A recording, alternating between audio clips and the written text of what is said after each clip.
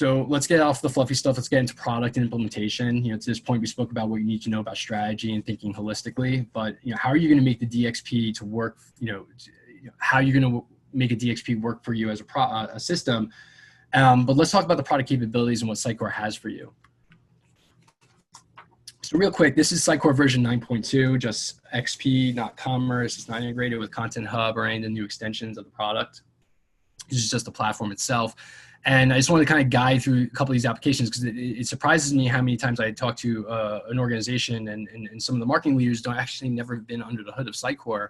And it gives you a lot of power to really make your vision a reality if you understand kind of the concepts and what's in there.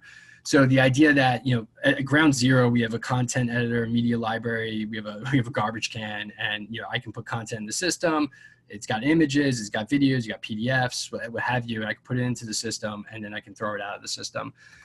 Experience Editor allows you to visually build with that content. So, there's a lot of implementations that people don't actually use Experience Editor. For our luxury brand, they have a digital team made up of 22 young, technical, and savvy individuals. So their ability to kind of drag and drop, like build experiences was a big requirement for their Sitecore implementation.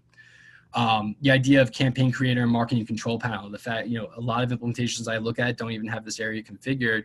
And this is where you start giving the system all that intelligence that you hear about for AI, for Cortex. You got to create configuration. You got to tell the system, what is the scale? Like, what am I measuring? What do I want to track? And that's where marketing control panel comes into place. And you think about, like, even like my 4-year-old asked me, Daddy, what's your favorite number on a scale from 0 to 10? He's giving me a scale, right? So you have to give a system a scale. And so we'll talk about marketing control panel, how you can configure different things so that you can drive different experiences, but it's important to understand those concepts. And then FXM, which is the topic of our third session, the ability to take control of a non-Sitecore website. I'm going to put it simply as that. And this is very powerful for a lot of large organizations because a lot of them have had to make Band-Aid solutions, or they have all these sister domains or subsets of domains and sister companies. And so you could put Sitecore in the middle and use FXM to branch out and grab data and actually not only grab data from those non-Sitecore websites, but take data off of Sitecore or even experiences and place it on those non-Sitecore websites. It's very powerful that it really hasn't, a lot of my clients and prospective clients that I've talked to have not explored that area. And then Experience Profile, which is a pseudo CRM, gives you every interaction, every detail, every step of the way as a user has experienced your digital platform. When someone comes to your Sitecore website, they're given a SID, a Sitecore identifier, and until we actually get a name, like an email or a key, that's not going to stitch together. They're just an unknown identifier. But what we do have is every activity that they've taken, every step. And you can use that to drive experiences. You can use that to send data to your CRM. Here, that's one of the easier things that we've done with our clients is, if they're fully adopted with Salesforce, wouldn't it be great if your sales team knew, about 20 minutes ago what content they were reading before they filled in the lead form, right? It's a very simple way to drive a better conversion or a better conversation. And then, EXM list management, what you get into over here is a lot of the issues with technology overlap, especially in the larger organizations where you have Sitecore, you have Salesforce, you have Pardot, you have Eloqua, you have Marketo, you have some WordPress going on. In fact, you have some old Drupal and Embraco stuff happening. It's all over the place. And so, understanding what mechanisms, what applications you're going to use, why move from, Pardot or Marketo to EXM within Sitecore, there are pros.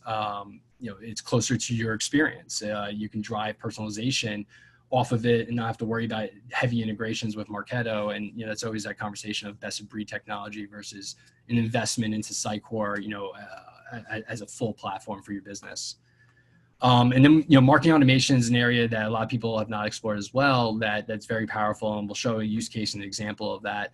And then the last thing that in terms of my prioritization is experience analytics and path analyzer, because out of everything that Sitecore does, and, I've worked with a lot of different platforms, analytics is one of the toughest areas for Sitecore, and mainly because the platform was built by engineers. So the out of the box views that experience analytics gives you is probably not the views that you want for your business, and you have to go ahead and configure and build all those views, and that gets troublesome, and it's a big effort.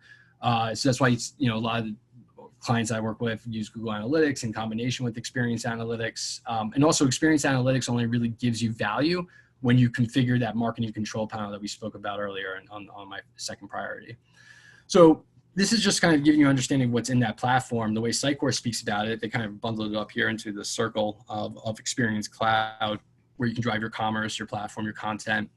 I break that down a little bit into, there's a lot of overlap again, and a lot of capabilities within the product. And you have to decide where your source of truth is going to be, because one of our clients, for example, the source of truth was closest to the customer, which is Sitecore.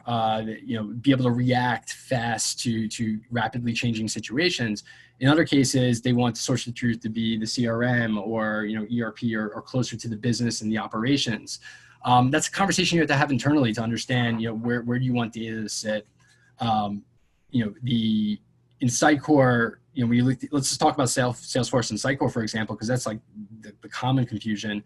Salesforce has a lead scoring mechanism. They can, change the score of a lead based on how they move down the sales cycle and how the business has enabled them, and increase that score and decrease that score. In Sitecore, I have another scoring mechanism, a value scoring metric that, I can score based on the content they've read and the actions they've taken. Did they click on my email? Did they not click on my email? And the answer really, what is the source? It should be both. You should merge those two data sets so that Salesforce is giving you the same scale that Sitecore has, because that's truly how you're going to optimize that experience. And so some of those strategic decisions around technology is something that you have to think through when you think about the product.